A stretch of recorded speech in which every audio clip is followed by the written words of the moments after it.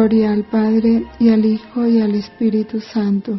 Como era en un principio, ahora y siempre, por los siglos de los siglos. Amén. En nombre del Padre, del Hijo, del Espíritu Santo. Amén.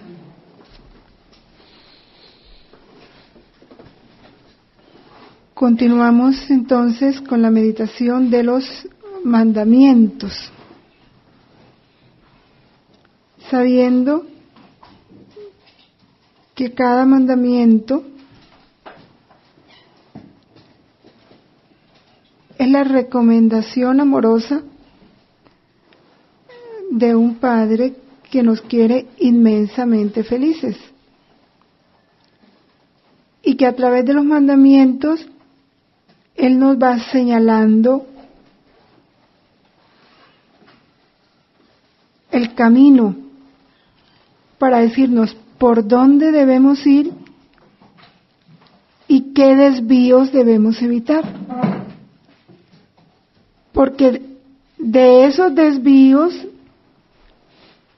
es de donde nos viene la infelicidad y todos los males, no solo a nosotros, sino al mundo entero.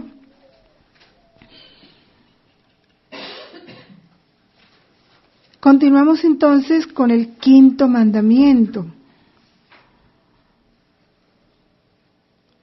No matar, en término negativo. Si lo vamos a expresar en término positivo, diríamos el respeto a la vida humana, el respeto a la dignidad de la persona, su integridad corporal, su integridad física. Y el Catecismo anota un tercer punto, que es la defensa de la paz. Vamos entonces a desglosar cada uno de estos puntos, y al tiempo que contemplamos lo que Dios nos pide, vamos también a contemplar lo que Dios nos prohíbe. Porque sabemos todos que estamos viviendo un tiempo tan fuerte en que se ha perdido la conciencia de pecado en tal forma que el pecado ya se hizo ley. Lo estamos viendo en todos los gobiernos, ¿no? Y como organizaciones mundiales ya ha comprobado, como la Organización Mundial de la Salud, la UNICEF, hacen una presión tal sobre los gobiernos de los países, sobre todo de los países llamados subdesarrollados, para que acojan las propuestas de ellas, que no son otra cosa que leyes inmorales, ¿no? Como la del aborto, como la unión de personas homosexuales o del mismo sexo. Bueno, todo lo que ya estamos informados por la prensa, el periódico y las diferentes noticias. La vida humana. La vida humana es sagrada. Ahora, ¿por qué decimos que la vida humana es sagrada? ¿Cuál es la razón? Porque esa vida humana, desde el inicio, y cuando hablamos de inicio, no estamos hablando del momento en que el niño nace, no. El inicio es desde el momento en que es concebido. Esa vida es fruto de la voluntad de Dios, de la acción creadora de Dios.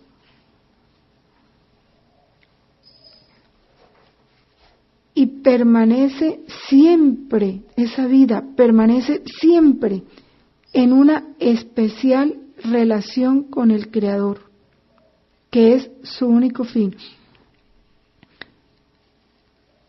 En esto que nos dice la Iglesia en el numeral 2258 hay dos puntos muy importantes, que en la medida en que el hombre en su conciencia los tenga claros, no entra en discusiones tontas sobre el respeto a la vida.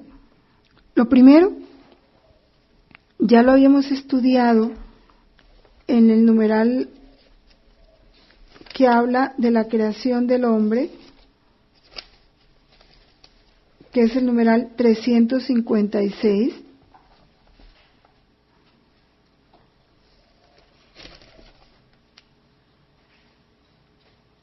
Y más adelante, donde habla de que Dios crea directamente el alma en el momento de la concepción.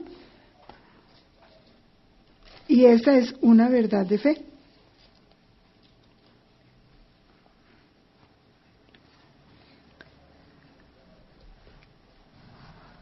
Eso solo, que Dios es el que crea el alma. Si Dios es el que crea el alma y es por su voluntad que esa vida da inicio, porque no es por la voluntad ni del papá ni de la mamá, porque por más que una pareja quiera concebir un hijo, por sus propias fuerzas no puede hacerlo. Lo hace en el momento en que Dios se lo permita. Ya eso está indicando que el dueño de esa vida es Dios. Ni siquiera los que lo conciben, es Dios. Un segundo punto de esta explicación que nos da la Iglesia es que esa vida permanece siempre en una especial relación con Dios. Nunca estará separada de Dios. Le pertenece a Dios, está en Dios. Por eso solo Él es el Señor, el dueño, y nadie puede atribuirse el derecho de matar.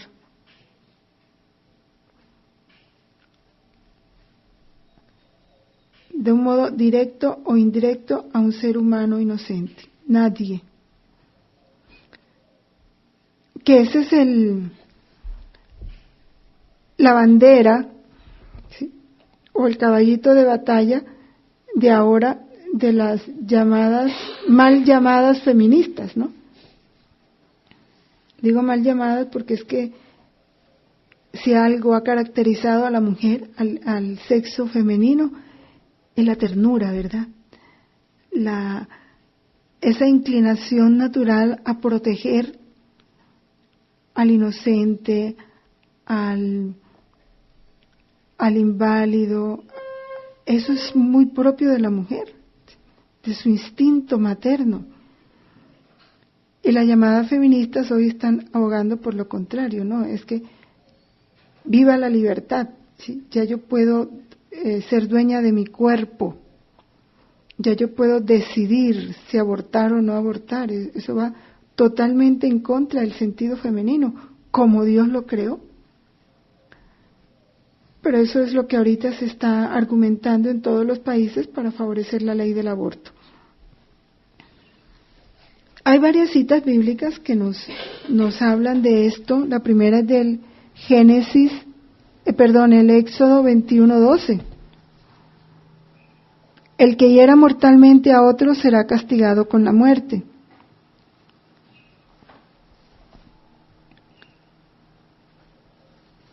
Y el capítulo 9 de Génesis 5:6.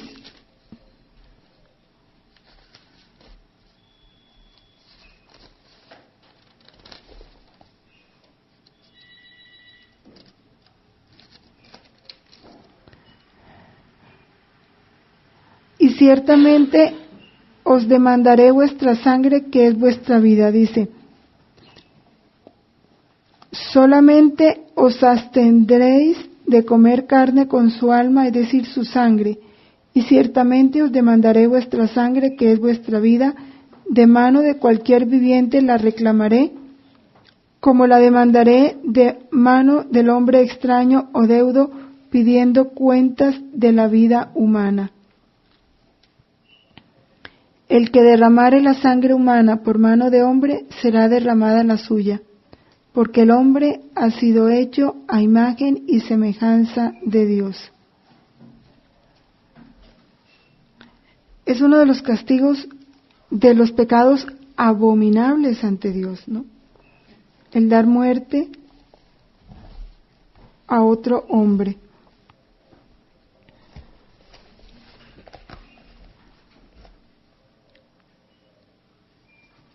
Sabemos el caso de Caín, ¿sí? Cuando mata a su hermano. Dios le dice, se oye la sangre de tu hermano clamar a mí desde el suelo.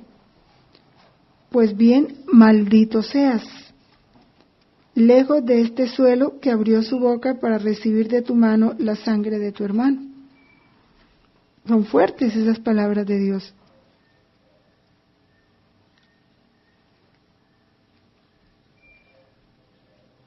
Os prometo reclamar vuestra propia sangre. Quien vertiere sangre de hombre por otro hombre será su sangre vertida, porque a imagen de Dios hizo al hombre. La cita que ya leíamos del Génesis. El homicidio voluntario de un inocente, entonces, es gravemente contrario a la dignidad del ser humano. En el Éxodo, también en el capítulo 23, versículo 7, nos lo dice, no quites la vida del inocente y justo. Luego en el Evangelio, no matarás. Y agrega ahí otro tipo de agresión o de falta en este mandamiento, que es el de la ira y el odio y la venganza. Dios lo prohíbe, por eso dice, amar a los enemigos, poner la otra mejilla. Dentro de este mandamiento está todo eso a través del cual Cristo perfecciona esta ley del Antiguo Testamento. En el Evangelio de Mateo,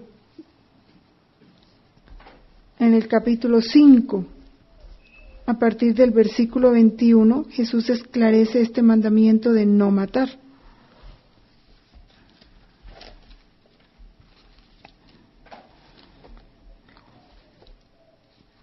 Y es muy específico.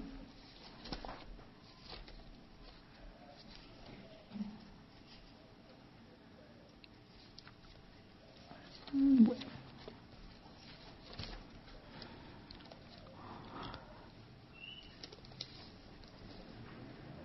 Ojo por ojo, diente por diente, yo digo, no me hagas frente al malvado. Toda esa parte del capítulo 5, a partir del capítulo 21, del versículo 21, nos aclara muy bien este quinto precepto, no matar. Todo el que se irrita contra su hermano será reo de juicio. El que le dijere raca será reo ante el Sanedrín. El que le dijere loco será reo de la gehenna del fuego. Los insultos, venganza, toda agresión verbal o física no es buena. De este numeral 2261 y 2262 que nos están hablando de ese homicidio, que es dar muerte a otro, vamos a pasar al numeral 2268 que nos continúa hablando de este homicidio.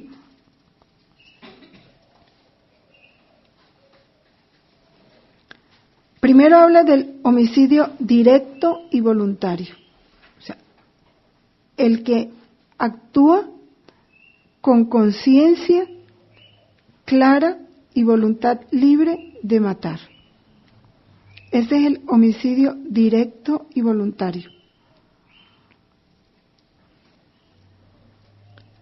Y ese homicidio tiene varios nombres según a quien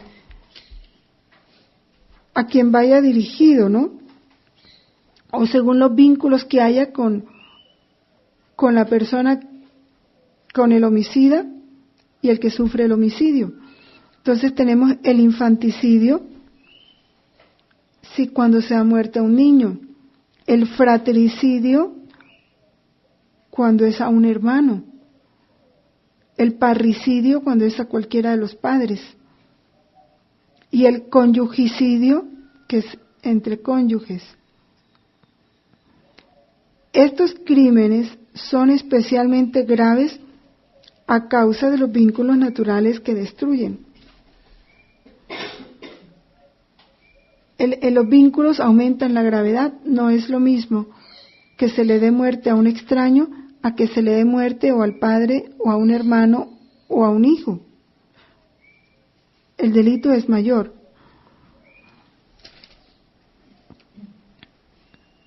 Lo que ahora está tan en moda como la eugenesia,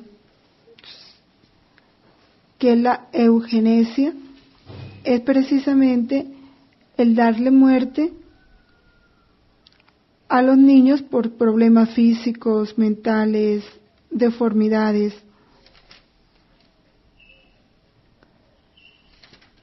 Preocupaciones de eugenesia o de salud pública no pueden justificar ningún homicidio, aunque fuera ordenado por las propias autoridades. El caso de China. Todos sabemos que en China no pueden tener más de un hijo. Y si la mujer queda embarazada, por orden del gobierno, debe matar esa criatura. Y si es mujer, con mayor razón. Dicen que en China se encuentran cadáveres de niñas. Para el gobierno eso no es delito, pero ante Dios eso es delito y no está permitido. Entonces nadie puede justificar que es que el gobierno me obligó. O vamos al Antiguo Testamento, el caso de los, cuando estaban esclavos en Egipto, ¿sí? Los israelitas que mandan matar a todas los niños, en caso de eugenesia, ordenados por el gobierno, pero que no debe hacerse. No, eso no justifica que el gobierno lo haya autorizado. El quinto mandamiento prohíbe hacer algo con intención de provocar indirectamente la muerte de una persona. Aquí es el homicidio involuntario. En los numerales anteriores hablamos del homicidio voluntario, ¿no? Vamos a matar. Aquí es el homicidio involuntario. Provocarla indirectamente. La ley moral prohíbe exponer a alguien sin razón grave a un riesgo mortal, así como negar la asistencia a una persona en peligro. Las dos cosas. Está el pecado de acción. Poner a una persona, exponerla a un peligro, ¿no? Sabiendo yo que puede perecer, de riesgo mortal. O pecado de omisión, negar la asistencia a una persona que yo sé que está en peligro mortal. Negarle la asistencia. Ambas cosas no son gratas a Dios. Ejemplos de estos homicidios involuntarios: el drogadicto, ¿no? El que abusa de la droga, del alcohol, sabiendo que eso va a destruir su cuerpo.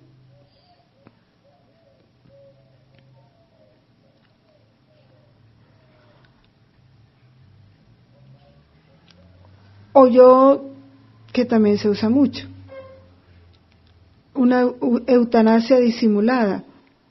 Hay un enfermo muy anciano en la casa y quien lo atiende, está cansado y sabe que esta droga es, si se la deja dar, ¿sí?, fallece. Entonces le deja de dar la droga. O le da una comida que le hace daño, que le va a acelerar su enfermedad y lo va a llevar más pronto a la muerte. Entonces eso ahí se está participando en un homicidio indirecto, que se está provocando la muerte indirectamente a la persona. Esto hace porque las huelgas de hambre tengan que ser atendidas inmediatamente por el gobierno. Porque el gobierno no puede permitir que una persona padezca hambre, ¿sí? Muera de hambre, no puede permitir. Por lo menos tiene que escucharla y ver si hay razones justas para esa huelga y entrar en el diálogo y hacer los acuerdos que tenga que hacer. Es una forma de presionar, como nos lo explica el numeral 2269, que dice: la aceptación por parte de la sociedad de hambres que provocan muertes sin esforzarse por remediarlas es una escandalosa injusticia y una falta grave.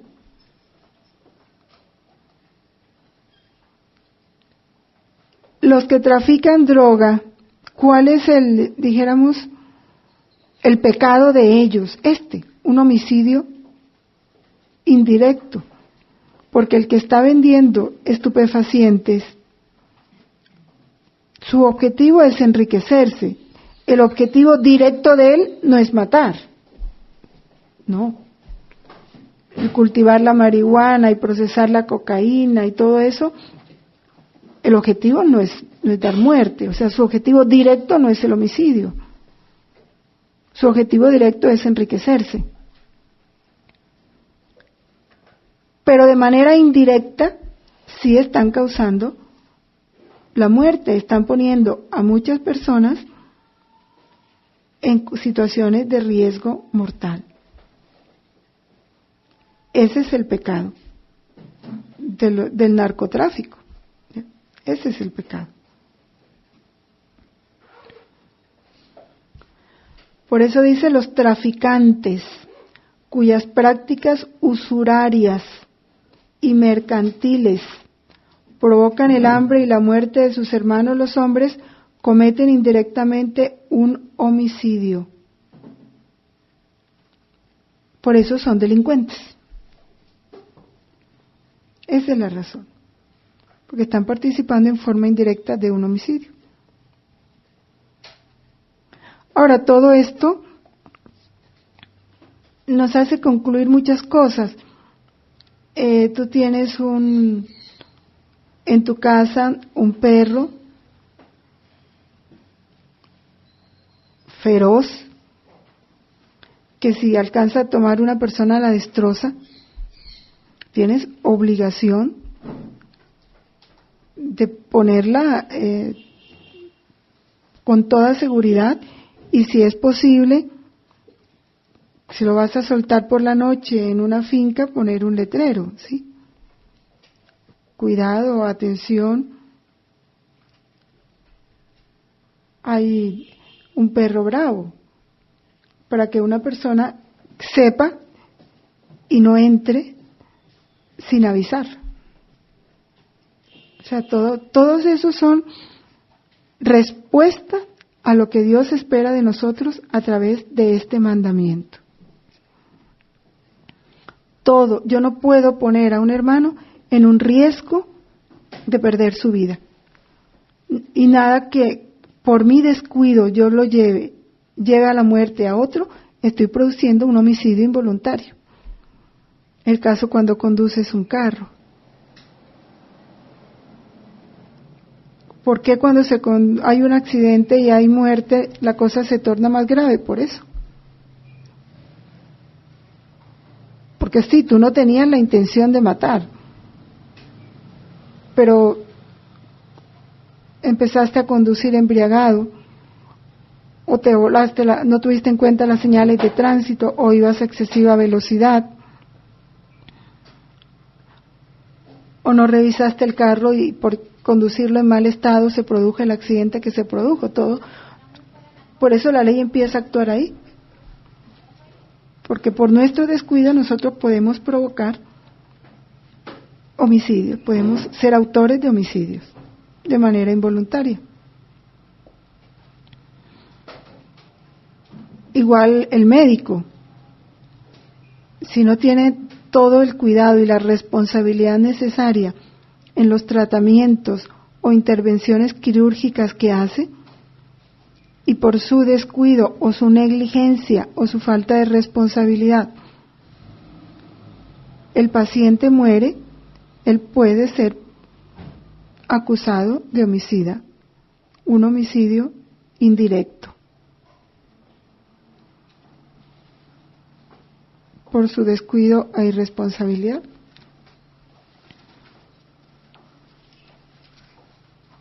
Esto, pues, tenerlo muy presente, porque a veces no, sobre todo hoy en día y en nuestros países, porque yo creo que es casi todos los países, el no respetar las normas de tránsito, por andar a la carrera, por la precipitación, podemos ser causa de este problema y podemos ser culpables. Entonces no podemos alegar es que yo no quise, yo no. Nos toca someternos a las cosas para poder responder a lo que Dios quiere. Frente a este homicidio, hay algo que se considera y es la legítima defensa. Uno dice, no, desde que sea en legítima defensa yo puedo matar y no es pecado. Eso hay que analizarlo muy bien. No es así. ¿Qué es lo que se dice sobre la legítima defensa? Y sobre esto nos habla Santo Tomás de Aquino en su Tratado de Moral, el numeral 2263.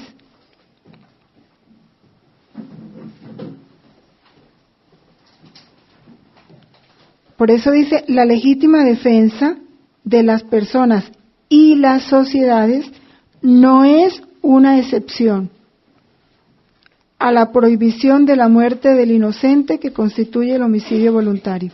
No es una excepción. La acción de defenderse puede entrañar un doble efecto. El uno es la conservación de la propia vida. Te defiendes para proteger tu vida, eso es correcto. El otro es la muerte del agresor. En la legítima defensa solo es querido proteger tu vida, no la muerte del agresor. Nunca hay que buscar la muerte del agresor. Lo que hay que buscar es proteger tu vida.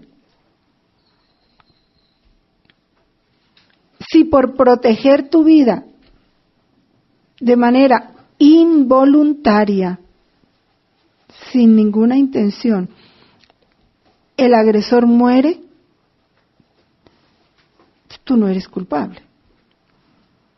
Pero no es que por defender mi vida yo busco matarlo. Ahí sí hay culpabilidad y hay homicidio.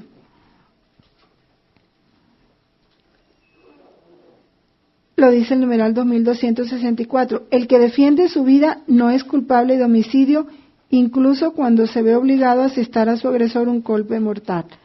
Pero lo aclara muy bien Santo Tomás de Aquino más adelante. Si para defenderse, fíjense, si para defenderse se ejerce una violencia mayor que la necesaria, se trataría de una acción ilícita. Solo se nos permite lo necesario para defendernos. Si se rechaza la violencia en forma mesurada, o sea, equilibrada, moderada, la acción será lícita. Y no es necesario para la salvación que se omita este acto de protección mesurada a fin de evitar matar al otro, pues es mayor la obligación que se tiene de velar por la propia vida que por la del otro. Pero hay que cuidar también la vida del otro. Ahora, en esto pues se da la radicalidad o el heroísmo que manda el Evangelio y que han tenido los mártires, ¿sí?, que se dejan matar antes que matar. Muchos porque Cuando hay en el alma el verdadero amor al prójimo, el amarlo como Dios lo ama, entonces piensa, pongamos una violación. Ya el acto mismo del violador entrar a la fuerza con la otra persona, ya ahí está pecando. Si le damos muerte, va a morir en pecado y se va a condenar. Entonces, es mejor no matarlo o dejarme matar que darle muerte exponiendo que se muera eternamente su alma. Esa es la heroicidad del Evangelio. O sea, en esos casos, siempre, en lo posible, respetar la vida del otro. Por eso dice el Señor, pon la otra mejilla, o sea, no devuelvas mal por mal.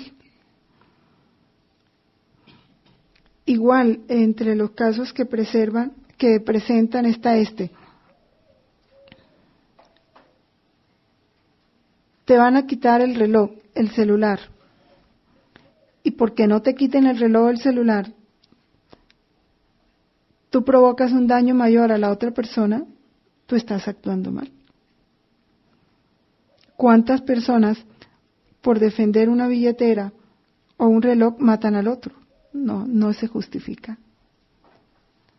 Nunca se puede poner una cosa material por encima de la vida humana.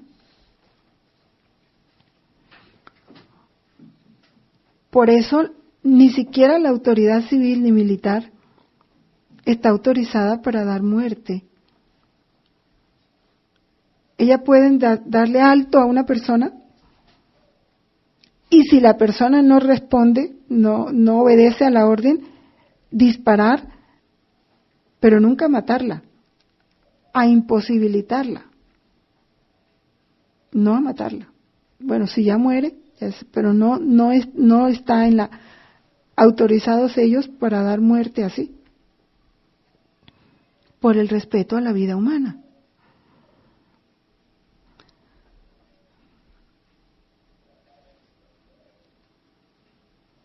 Y en esto el padre Pedro es muy claro, dice sí, la Iglesia habla de la legítima defensa, como lo dice el numeral 2265, dice no solamente es un derecho, sino un deber grave para el que es responsable de la vida de otros, del bien común de la familia o de la sociedad. Pero ante Dios siempre es preferible perder tu vida para que otro viva. Esa es la norma del Evangelio, como Jesús, dar la vida por sus amigos.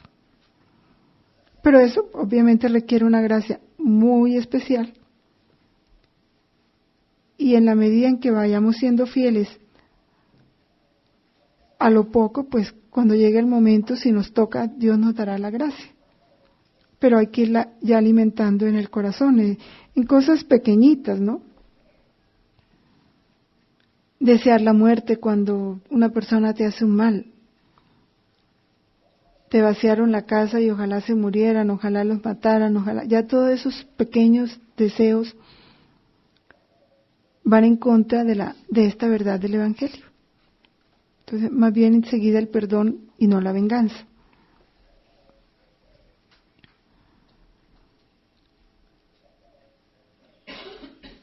También estudia el catecismo aquí el caso de la pena de muerte, que aquí en Guatemala pues es algo que todavía no se ha abolido, ¿verdad? Todavía está en vigencia. Bueno, sobre esto nos habla el catecismo y es muy importante que lo meditemos bien. El preservar a la sociedad de un mal exige a la autoridad poner al agresor, ¿sí?, en un estado en que no pueda causar mal. Ese es el deber de la sociedad, de la autoridad. La legítima autoridad pública tiene el derecho y el deber de aplicar penas proporcionadas a la gravedad del delito, proporcionadas a la gravedad del delito, no a los lazos de amistad que existen entre la autoridad y el agresor, ¿no? La pena, ¿cuál es el fin de la pena? Pues mover al mejoramiento de la conducta por parte del agresor. Si el culpable acepta la pena, la acoge y responde a ella como se debe, pues eso se le tiene en cuenta como una expiación, entonces se le rebaja los años de cárcel, se le rebaja la pena. Eso está en la ley de casi todos los países. Ahora, siempre por eso las cárceles tienen que ser lugares de reformatorio de conducta, rehabilitación social, moral de los culpables. Dolorosamente eso no es así, por eso es lo que tiene que ser una cárcel. Y debe estar hecha para eso. Contribuir a la enmienda del culpable, no a que salga peor. Y lo ideal, por eso las cárceles deben tener sus capellanes, proporcionarles sus auxilios espirituales, psicológicos, de salud, trabajo, todo que los lleve a una verdadera rehabilitación y que puedan salir de allí listos a insertarse en la sociedad de una manera sana.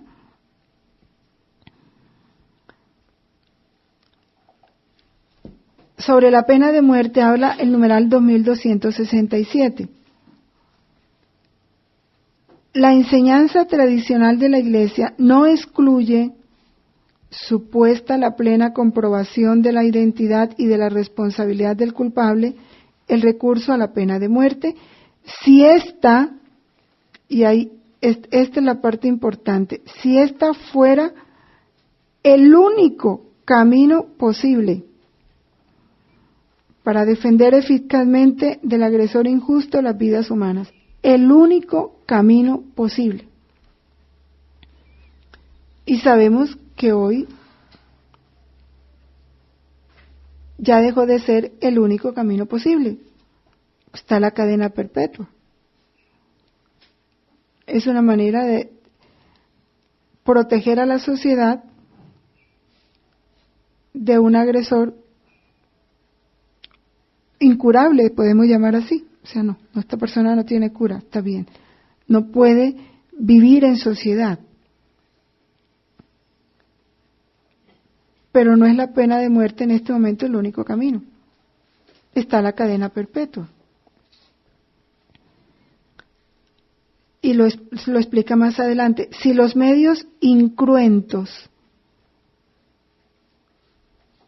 como decíamos, la cadena perpetua, bastan para proteger y defender del agresor la seguridad de las personas, la autoridad se limitará a estos medios, porque ellos corresponden mejor a las condiciones concretas del bien común y son más conformes con la dignidad de la persona humana.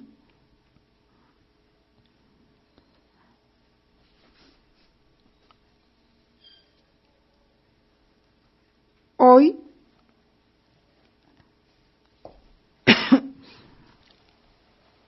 como consecuencia de las posibilidades que tiene el Estado para reprimir eficazmente el crimen, haciendo inofensivo a aquel que lo ha cometido sin quitarle definitivamente la posibilidad de redimirse, los casos en los que sea absolutamente necesario suprimir al reo sucede muy rara vez, si es que ya en realidad se dan algunos. Es que, ¿qué caso podrá haber que no haya otro remedio que matarlo? No lo hay. Puede darse, pero serán de 1001. Entonces hay otros medios, sino que de pronto ese sentimiento de venganza que se va alimentando por la falta de perdón es el que lleva a veces al pueblo o a los familiares abogar por la pena de muerte para esa persona, ¿sí? Porque no empezamos a mirarlo desde Dios. Porque ¿cómo lo mira Dios? Dios quiere que se salve, o sea, quiere darle toda la oportunidad para que él reconozca su culpa, se arrepienta y se salve. Esa es la voluntad de Dios sobre el culpable. Esa tiene que ser nuestra voluntad.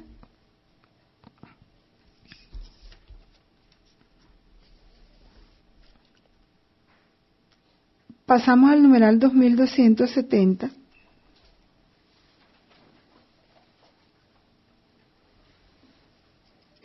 Y empezamos a tratar el tan controvertido tema del aborto.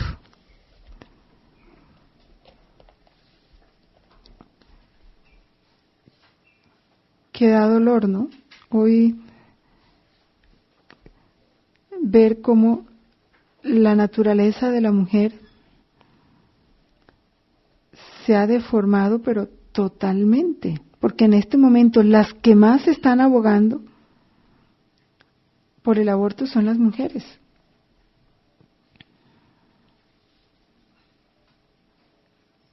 Como decía, creo que era el arzobispo italiano, que en este momento el lugar más inseguro para el niño es el vientre de su madre. ¡Qué dolor! Donde precisamente Dios lo coloca allí, Dios coloca con confianza su hijo ahí, para que esté protegido, defendido, en todo ese tiempo en que él por sí mismo no puede hacer nada para sí. Y lo entrega a la ternura y al amor de una mujer que debe hacer sus veces en la tierra, las veces de Dios en la tierra con esa criatura. ¿Cómo se ha degenerado hoy la naturaleza de la mujer? El libro del Éxodo, en el capítulo 23, versículo 7,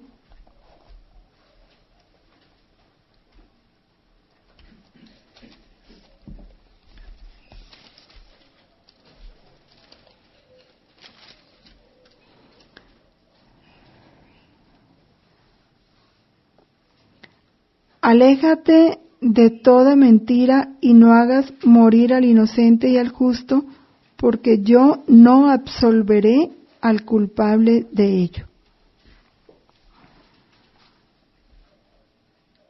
Y creo que estas palabras tan fuertes, no absolveré,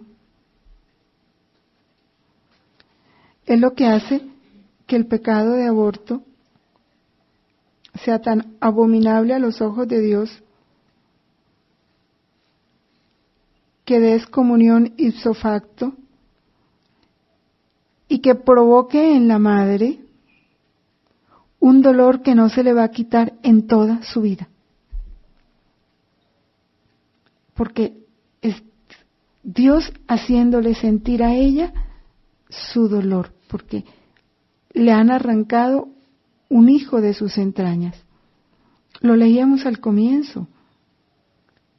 Dios es el autor de esa vida. Él creó esa alma cuando fue concebida. Esa criatura fue concebida por purísima voluntad de Dios.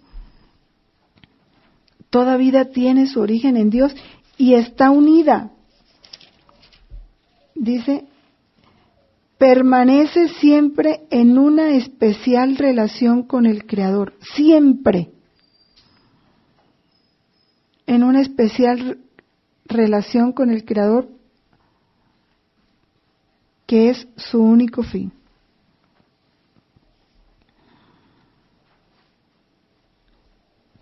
También nos lo confirma el volumen 2 en el capítulo 32. De junio 9 de 1899, dice, Cuánta pena daba a Jesús la pérdida de las almas, mucho más la de un niño recién nacido que querían matar sin administrarle el santo bautismo. A mí me parece que este pecado pesa tanto en la balanza de la divina justicia que es de los que más claman venganza ante Dios. No obstante, muy frecuentemente se renuevan estas escenas dolorosas.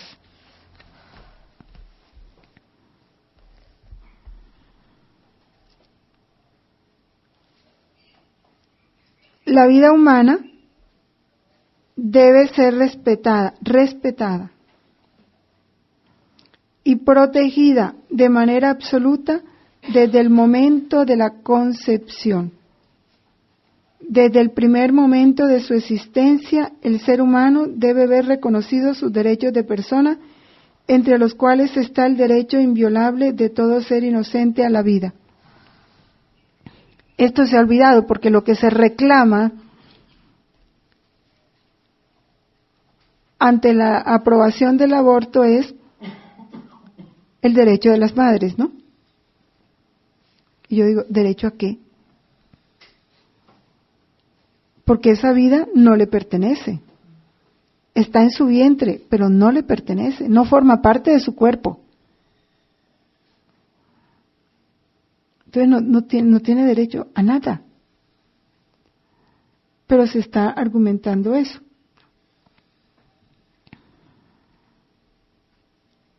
Hay muchas citas, está la de Jeremías, la de Job, la del Salmo 22.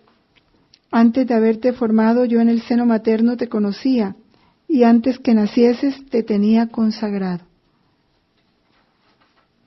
Es pensar cómo tan pronto se fecunda un óvulo, ahí, así como en una semilla, viene toda una cosecha.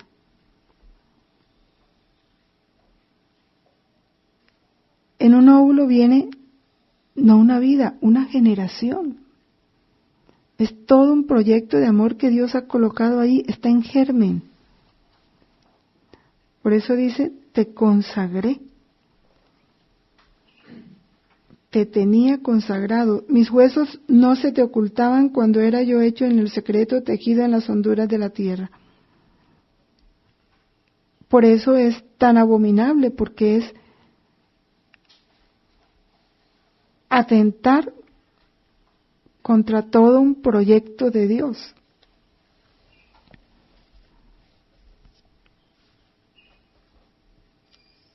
Desde el siglo I, imagínense, desde el siglo I la Iglesia ha afirmado la malicia moral de todo aborto provocado. Esta enseñanza no ha cambiado, permanece invariable. No matarás el embrión mediante el aborto, no darás muerte al recién nacido.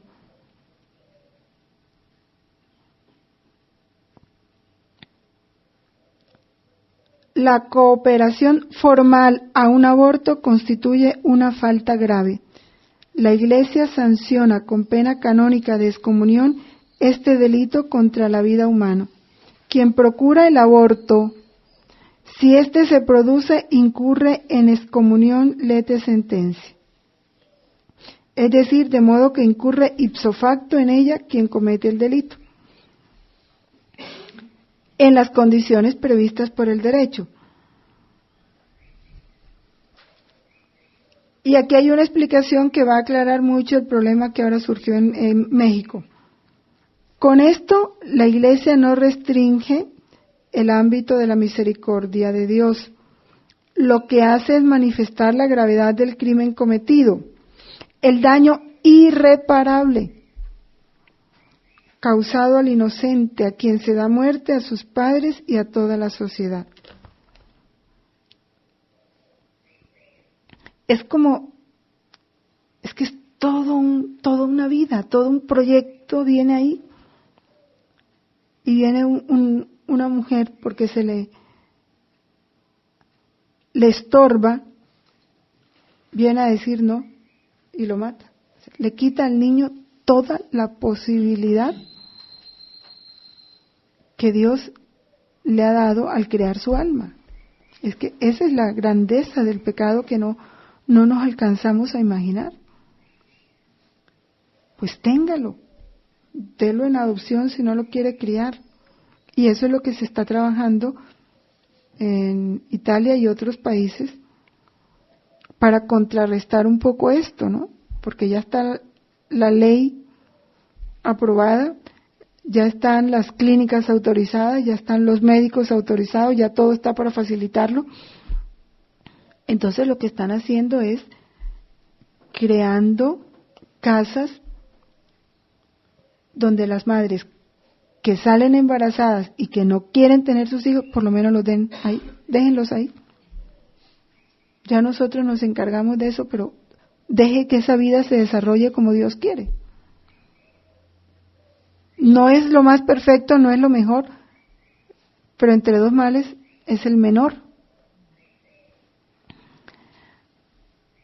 Decía esto porque con la aprobación de la ley del aborto en México,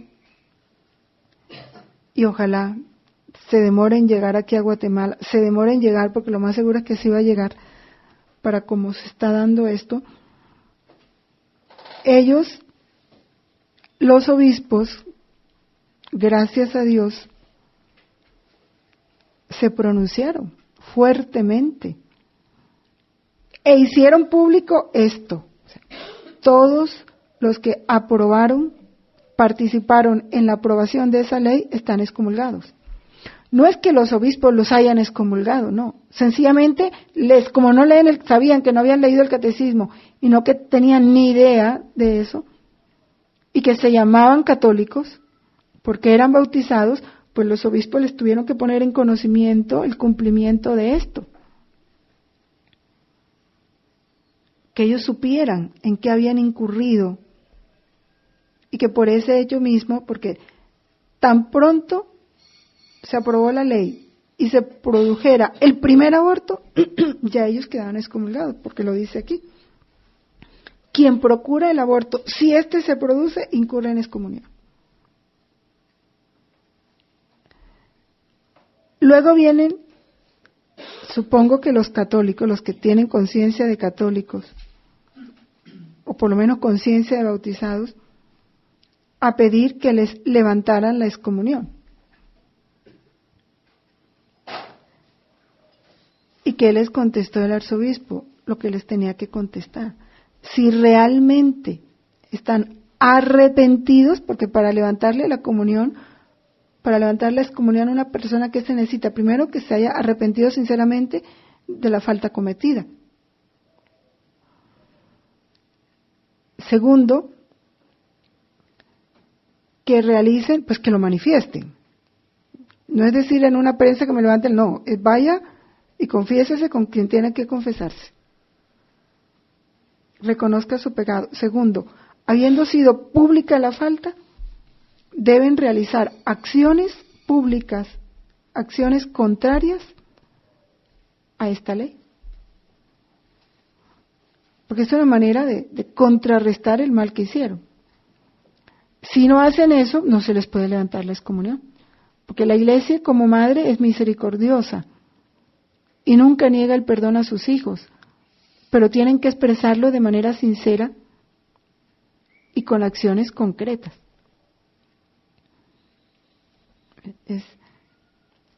Porque es que hoy hay tanta confusión y tanto desconocimiento de la verdad y de la condición, nuestra condición de bautizado, nuestros deberes. Es que es un desconocimiento tal, como lo comentábamos, del obispo de, creo que es Paraguay, el que se lanzó a presidente. Igual le pide al Papa que le anule su ordenación episcopal. No se puede. Si eso da carácter indeleble, como el bautismo. No es que no quiera, es que son cosas que ni hay que pedirlas. O los que están, no sé si es en España, igual están apostatando de su bautismo. No, es que nunca lo podrán hacer. Serán bautizados eternamente. Eso es un carácter imborrable. Y así la Iglesia dijera en un papel sí, ese sí es falso. Porque ya el Espíritu Santo imprimió en ellos el sello de Cristo. Y eso no lo borra nadie. Pero son cosas que hay que conocerlas. Porque todos estos comportamientos hablan de que hay un desconocimiento total de esto que es tan fundamental y que de suyo es elemental. Porque eso se lo enseñan a uno desde pequeñito. Los efectos del bautismo en uno y de los sacramentos. Bueno.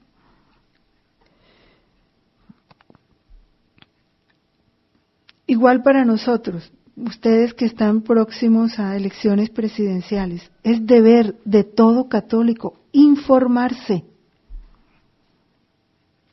sobre los candidatos y no votar por quien esté apoyando esto. Ojalá aquí lo hagan. En Colombia los obispos le exigieron a los candidatos que manifestaran públicamente su posición frente a uniones homosexuales, ley del aborto, la eutanasia, todo, que se pronunciaran, para que los católicos pudieran saber, ¿sí?, por qué candidato votar. Porque si no hay ese conocimiento, o si un católico consciente de que fulano de tal está a favor de estas leyes impías, inmorales, que van directamente contra la ley de Dios, y vota por él por intereses personales, está pecando, ¿o no? Se está haciendo cómplice de todo este pecado. Es la gran responsabilidad que tenemos los católicos de esas acciones civiles, porque todo es una unidad. No podemos separar lo uno de lo otro.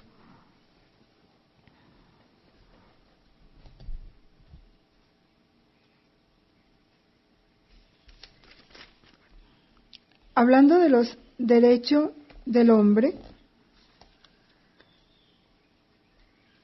nos dice el numeral 2273, voy a leer solo una parte. Entre los derechos fundamentales es preciso recordar el derecho de todo ser humano a la vida, a la integridad física desde la concepción hasta la muerte.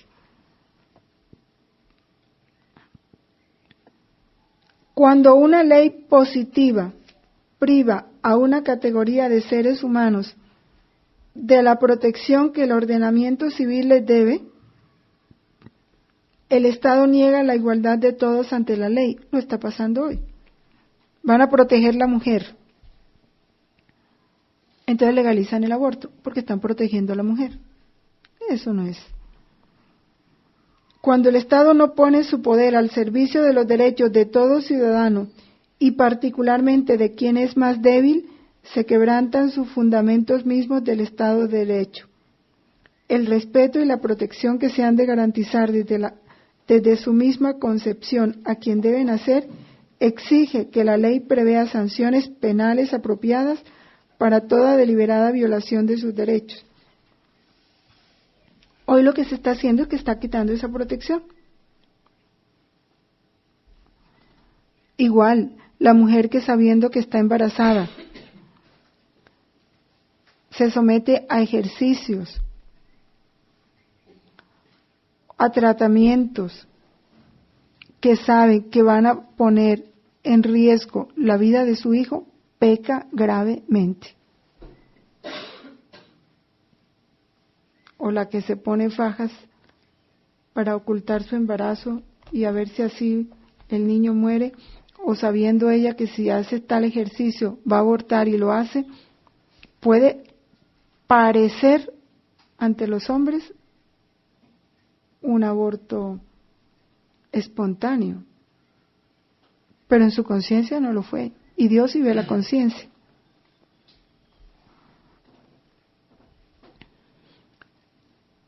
El diagnóstico prenatal es lícito siempre y cuando no se ponga en riesgo la integridad del embrión. Y ese diagnóstico vaya orientado hacia su protección. ¿Por qué?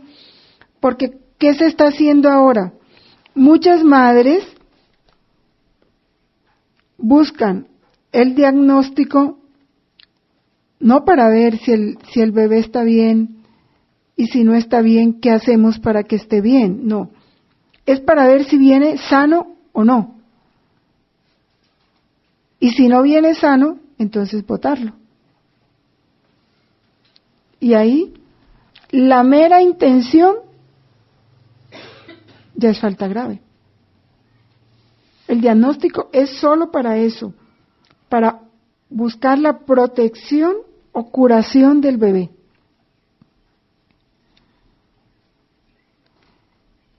¿Cuándo se consideran lícitas las intervenciones sobre el embrión humano? Siempre que respeten su vida, que no la expongan a riesgos desproporcionados, que tengan como fin su curación, mejorar su salud, su supervivencia.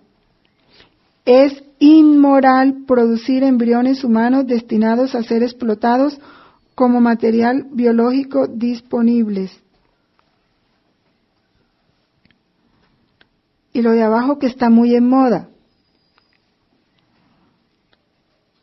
Intervenir en el patrimonio cromosómico y genético.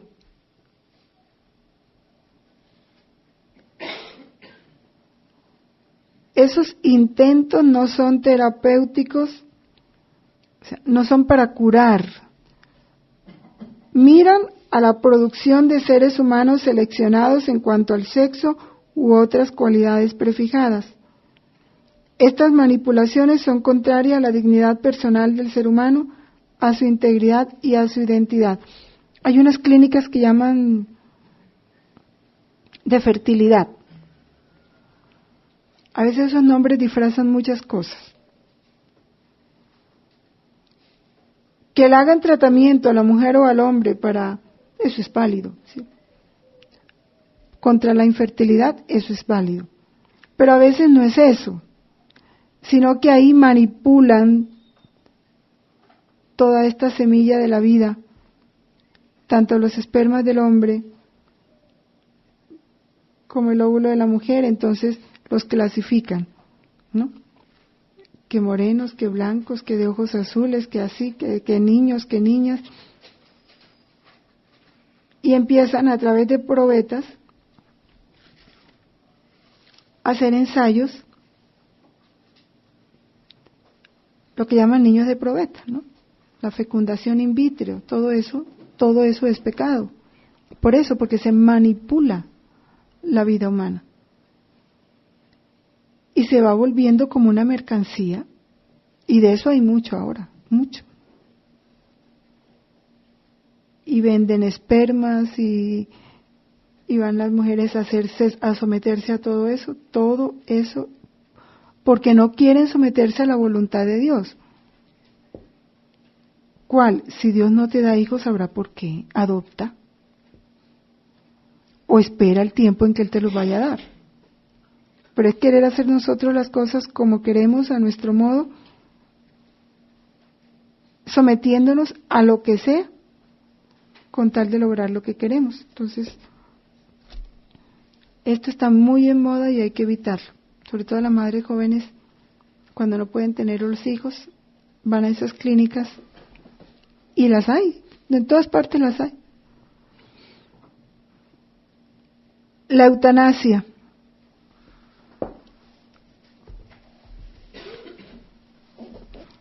¿Qué es la eutanasia? Poner fin a la vida de las personas ancianas, enfermas, con enfermedades terminales muy prolongadas. La eutanasia es pecado, moralmente inaceptable. provocar la muerte para suprimir el dolor constituye un homicidio gravemente contrario a la dignidad de la persona humana y al respeto del Dios vivo, su creador. Pues nosotros sabemos, por el conocimiento que Dios nos ha permitido tener, cómo los modos de Dios son distintos a los nuestros.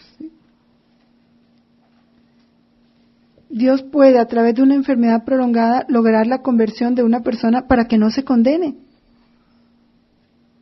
Y sabe hasta cuándo la deja. Pero como nosotros solo vemos lo que aparece, entonces, qué pesar, está sufriendo mucho, mejor es que la desconecten para que se muera. No. O hasta dónde Dios, en su infinita misericordia, le está haciendo pagar su purgatorio aquí, para que le sea menos duro allá. ¿Y quiénes somos nosotros para decir basta al dolor de esa persona? ¿O somos más buenos que Dios? Porque cuando yo estoy diciendo basta es porque me estoy creyendo mejor que Dios, ¿sí?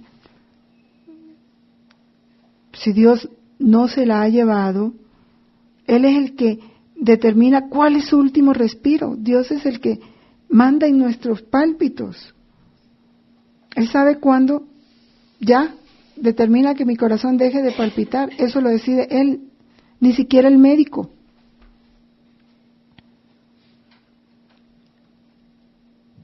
Entonces nos ponemos por encima de Dios, diciendo, no, ya, que se muera ya, porque ya no, es injusto que siga sufriendo más. Entonces el injusto es Dios. Tú eres la justa, o tú eres el justo. A veces es un egoísmo disfrazado, ¿no? A veces no es tanto por el dolor de ella, sino por yo no tener que seguir atendiendo a ese enfermo. Entonces, muchas veces se puede caer en este pecado de eutanasia sin darnos cuenta, con justificaciones del mundo.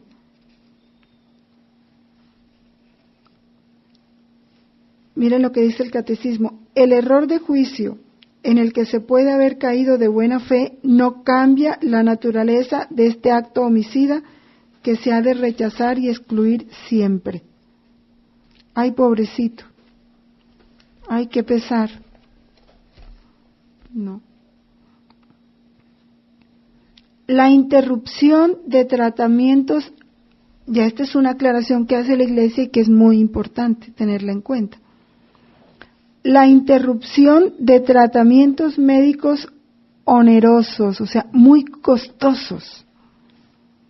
Es una familia de escasos recursos y hay tratamientos muy costosos o peligrosos, extraordinarios o desproporcionados a los resultados, puede ser legítima.